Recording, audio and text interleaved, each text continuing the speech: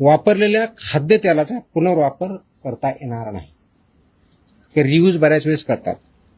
तर फसायच्या ज्या रुको गाईडलाईन आहेत, RUCO रुको गाईडलाईन्स आहेत, त्या गाईडलाईन्सचं इम्प्लिमेंटेशन करणं बंधनकारक आहे.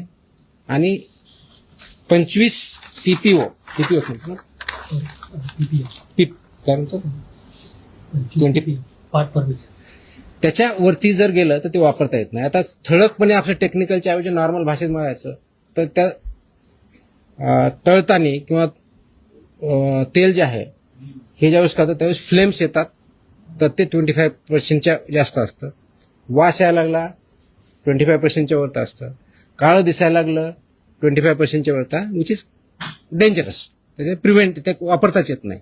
ते करण्यासाठी एजन्सीज आहेत, त्यांना ते सेल करायचं आणि त्याने ते मार्केटच्या बाहेर न्यायचं आहे. एकाने कोणतरी विकायचं, दुसऱ्याकडे वापरायचं किंवा दुसरा यूज करणार त्याला द्यायचं, हे याच्यामध्ये बंधनकारक आहे. त्याच्यामुळे रुको गाईडलाईनचं सुद्धा इम्प्लिमेंटेशन करणं अपेक्षित.